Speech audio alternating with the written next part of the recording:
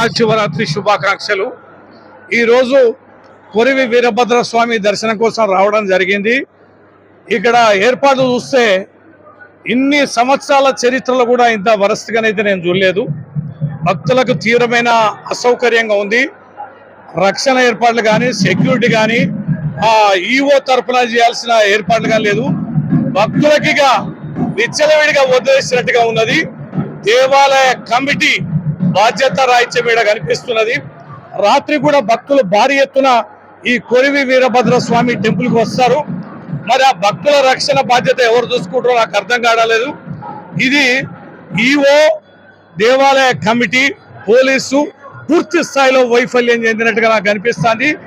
ఈ యొక్క దేవాలయ శివరాత్రి సందర్భంగా ఏ పొరపాట్లు జరిగినా, ఏ ఇబ్బందులు జరిగినా ఖచ్చితంగా తగిన మూల్యం చెల్లించుకోవాల్సి వస్తుంది। సంబంధిత అధికారుల పైన, కమిటీ పైన తీవ్రంగా మేము ప్రతిఘటన కూడా మా ద్వారా ఎదుర్కోవాల్సి వస్తుందని ఈ సందర్భంగా హెచ్చరిస్తున్నాం।